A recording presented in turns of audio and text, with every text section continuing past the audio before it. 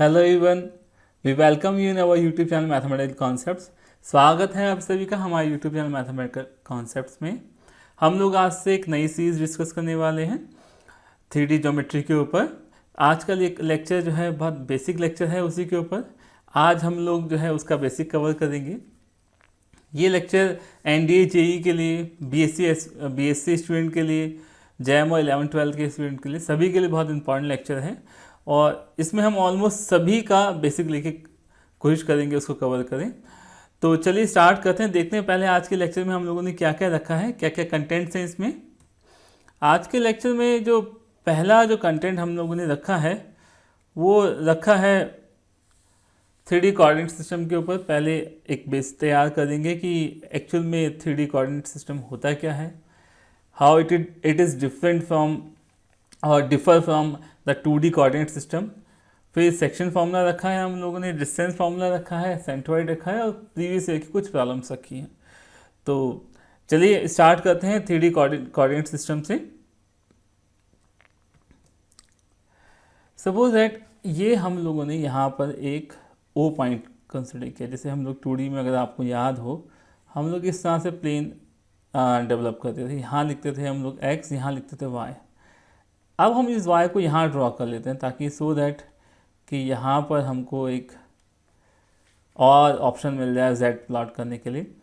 तो अगर हम इस प्लेन में जिसमें ये हैं इनके परपेंडिकुलर एक z प्लॉट कर दें तो ये कंप्लीट स्पेस को कवर कर लेता है, ठीक है। और इस तरह से कवर करता है ये स्पेस को कि हर एक चीज़ जितनी भी है वो 3 डायमेंशनल सिस्टम में डिस्क्राइब हो सके। इसको हम ओरिजिन बोलते हैं। अब बिकॉज यहाँ पर अभी तक 0 0 तक आता था, यहाँ पे एक तीसरा कोऑर्डिनेट z और हम लोग यहाँ पे लगा देते हैं। अब देखिए यहाँ पे हमने हालांकि ड्रॉ करके रखा है। अगर हम लोग यहाँ से एक परपेंडिकुलर ड्रॉ करें, कोई पॉइंट है P x y z, यहाँ पे हम लोगों ने y पे इधर लिखा है, x इधर लिखा है, उससे कोई फ़र्क नहीं पड़ता है। आप कहीं पे भी किसी का नाम लिख लीजिए, बस ये कि उसके अकॉर्डिंग आपको प्लॉट करना है और कुछ नहीं है। तो यहाँ से यहाँ तक जो परपेंडिकुलर आप ड्रॉ करते हैं तो ये डिस्टेंस आता है, बेसिकली ये z होता है क्योंकि ये z के पैरेलल है। देखने में आपको ऐसा लग रहा है जैसे एक्स वाई प्लेन के अंदर चला गया, बेसिकली एक्स वाई प्लेन के ऊपर है ये पॉइंट, ओके। फिर आप इसके पैरेलल, y के पैरेलल यहाँ से एक ड्रॉ कीजिए लाइन, तो ये पैरेलल है y के, तो ये डिस्टेंस y होगा। यहाँ से x एक्सिस के पैरेलल ड्रॉ कीजिए तो ये जो आएगा ये x डिस्टेंस होगा इसका, ओके। यहाँ पे इसको अलग अलग नाम दिए हैं हम लोगों ने, तो उसी के अकॉर्डिंग यहाँ पे लिखा हुआ है। जैसे यहाँ पर हम लोगों ने y लिखा है, यहाँ पर x लिखा है, तो ये जो डिस्टेंस है ये तो z है ही है। ये वाली डिस्टेंस पैरेलल है y एक्सिस के, तो ये इतना y और इतना y हुआ। ये दोनों डिस्टेंस बराबर हैं। देखने में आपको ऐसा लग रहा है बट ये पैरेलल है और ये क्योंकि प्लेन में है तो आपको देखने में पता नहीं चल रहा है इसलिए, मगर बराबर हैं ये दोनों डिस्टेंस। अब ऐसे यहाँ पर ये जो डिस्टेंस है ये z है और ये क्योंकि x के पैरेलल है तो ये जो डिस्टेंस होगा बेसिकली ये x होगा। क्लियर? चलिए एक बात और, ये जो जितना भी हम लोगों ने कोऑर्डिनेट सिस्टम लिया है, कोऑर्डिनेट प्लेन लिए, ये पहला प्लेन देखिए x और z से मिलकर बना है। यहाँ पर ये x और z से मिलकर बना है, तो इस प्लेन को हम लोग बोलते हैं एक्स जेड प्लेन। यहाँ पर कोई भी जो भी हमारे पास कोऑर्डिनेट आएगा, सॉरी ये y यहाँ पर, तो यहाँ पे y से ही लिख देते हैं वाई जेड प्लेन। यहाँ पर कोई भी पॉइंट जो भी आएगा इस वाले प्लेन में, कहीं पर भी आए, उसमें y और z कोऑर्डिनेट तो नॉन ज़ीरो आएंगे और जो x का कोऑर्डिनेट है वो हमेशा ज़ीरो आएगा क्योंकि इसकी x डिस्टेंस जो है बेसिकली ज़ीरो है, ठीक है। इसीलिए इसकी इक्वेशन भी हम x = 0 लिखते हैं, ठीक है। ऐसे अगर हम एक्स वाई प्लेन में देखें तो यहाँ पर z कोऑर्डिनेट 0 होगा और ये कुछ इस तरह से आएगा। क्लियर? फिर ऐसे यहाँ पर अगर आप देखें zx में, तो zx में आपके पास यहाँ पर y की वैल्यू 0 होगी। इस वाले कोऑर्डिनेट को हम बोलते हैं z = 0, एक्स वाई को, प्लेन को, और इस प्लेन को बोलेंगे हम क्या, y = 0। क्लियर? तो ऐसे आपको याद रखना है। अब देखिए इनका ओरिएंटेशन, डायरेक्शन देख लेते हैं, कहाँ पॉजिटिव होते हैं कहाँ नेगेटिव होते हैं। अगर आपको 2D याद हो तो 2D में हम लोग कहते थे कि जब ये x है ये y है तो हम x से इधर की तरफ जाते हैं तो मतलब यानी कि राइट हैंड साइड में जाते हैं तो ये इंक्रीजिंग डायरेक्शन कहते हैं इसको हम लोग, और यहाँ पर हम पॉजिटिव कंसिडर करते हैं। इससे यहाँ हम अपवर्ड डायरेक्शन में जाते हैं तो हम यहाँ पॉजिटिव कंसिडर करते हैं, ये इसकी इंक्रीजिंग डायरेक्शन है। तो जब भी हम लोग कभी भी OX, OY और OZ के डायरेक्शन में जाते हैं तो हम पॉजिटिव एज्यूम करते हैं उसको। अब इसके अपोजिट में नीचे की तरफ आते थे हम लोग, Y डैश में आते थे तो हम लोग इसको नेगेटिव एज्यूम करते थे। यहाँ पर भी OX डैश नेगेटिव होगा, OY डैश और OX डैश दोनों नेगेटिव होगा। ओके, तो ये नेगेटिव हुआ, ये नेगेटिव हुआ, ये पॉजिटिव हुआ, ये पॉजिटिव हुआ। सेम यही स्ट्रक्चर यहाँ पर भी है। इसको यहाँ नीचे ड्रॉ करेंगे हल्का हल्का आप तो Z डैश आएगा, यहाँ ड्रॉ करेंगे तो X डैश आएगा, यहाँ ड्रॉ करेंगे तो Y डैश आएगा।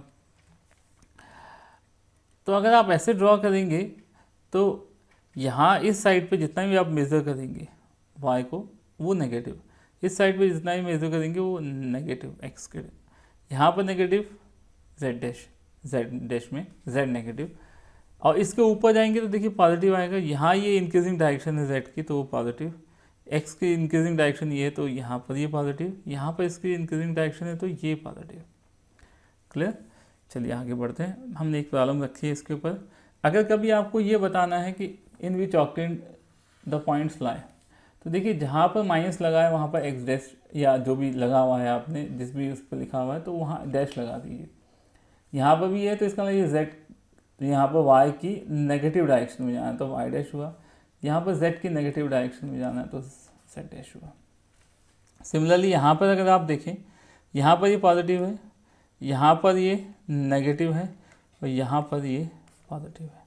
यहाँ पर देखें तो आप यहाँ पर पॉजिटिव है, यहाँ पर पॉजिटिव है, यहाँ पर नेगेटिव है।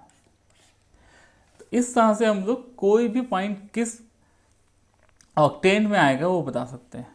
देखिए जितना भी ये प्लेन्स हैं ये क्या करते हैं, जितना भी ये कोऑर्डिनेट जितना भी स्पेस है उसको 8 पार्ट्स में डिवाइड करते हैं, इसे ऑक्टेंट बोलते हैं। यहाँ पर हम लोगों ने डिस्कस नहीं किया, इसको हम एक बार डिस्कस कर लेते हैं आपसे। ऑक्टेंट का मतलब हो गया कि ये जितना कोऑर्डिनेट सिस्टम है OX, OY, OZ, ये इसको पूरे स्पेस को 8 पोर्शन में डिवाइड करता है, 8 पार्ट्स में डिवाइड करता है, इसको ऑक्टेंट बोलते हैं। ओके, तो किस ऑक्टेंट में पॉइंट आएगा, जैसे वहाँ पर कोऑर्डिनेट होता था, क्वार्टर मतलब उसका 1/4 पार्ट, यहाँ पर उसका 1/8 पार्ट जो होगा उसकी बात हो रही है।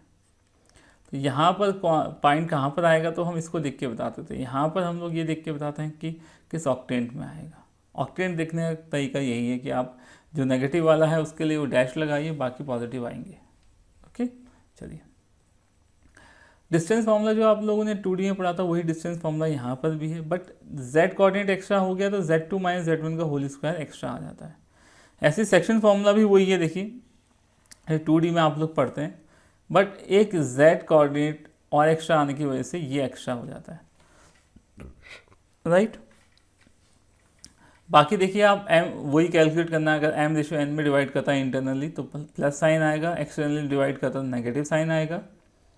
जब पॉजिटिव साइन आ रहा है और इंटरनली डिवाइड कर रहा है तो देखिए mx2 + nx1 / m+n आता है, और जब एक्सटर्नली डिवाइड कर रहा है m/n में तो mx2 - nx1 और m-n आता है। फॉर्मूला वही है, सब कुछ वही है, बस एक कंपोनेंट आपको एक्स्ट्रा ऐड करना है। ओके, चलिए आगे बढ़ते हैं। अभी एनडीए 2016 की प्रॉब्लम है, ये 17 में भी आई हुई है, आप चेक कर सकते हैं, रिपीट हो रखी है प्रॉब्लम। कहता what is the coordinate of the point equi distance from the point this one. इनसे इक्वी डिस्टेंस कोई भी पॉइंट है उसके कोऑर्डिनेट बताने हैं। तो देखिए कितना आसान है। सपोज कर लेते हैं कि लेट क्या है, द पॉइंट जो है वो x, y, z है। अब एक पॉइंट दिया है उसने ओरिजिन, ये सबसे आसान पॉइंट है तो इससे डिस्टेंस निकाल लेते हैं। x - 0 का होल स्क्वायर प्लस y - 0 का होल स्क्वायर प्लस z - 0 का होल स्क्वायर।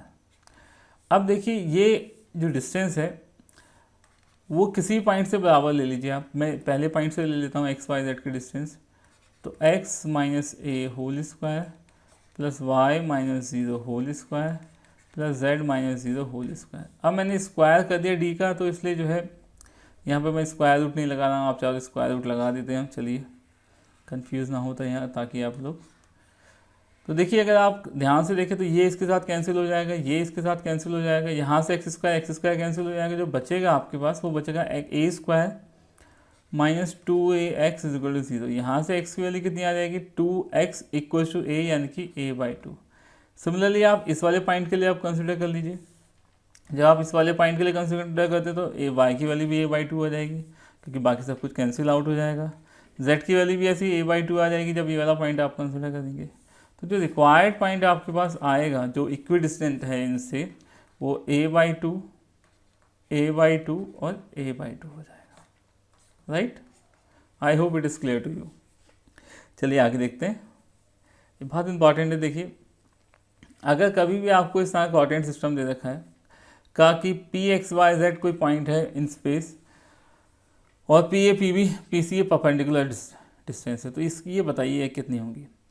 तो देखिए मैंने अभी आपको बताया ना, जब हम यहाँ से परपेंडिकुलर ड्रॉप करते हैं तो ये हुआ z आपका, ये इसके पैरेलल है x के, तो ये x हो गया आपके पास, और ये y के पैरेलल है तो ये y हो गया। अब देखिए आपको ये वाली डिस्टेंस इससे निकालनी है, इसके कोऑर्डिनेट आपको मालूम है, इस पॉइंट की कोऑर्डिनेट आपको चाहिए। अब ये x एक्सिस पर है, कोई भी पॉइंट x एक्सिस पे होगा अगर ध्यान से देखें आप, तो x एक्सिस पे अगर कोई पॉइंट हो तो y और z वाला जो पोर्शन है वो उसका 0 होगा, यानी कि जो कोऑर्डिनेट होगा वो x, 0, 0 होगा। ऐसे अगर मैं z एक्सिस पे लूँ तो उसके कोऑर्डिनेट हमेशा क्या आएंगे 0, 0, z।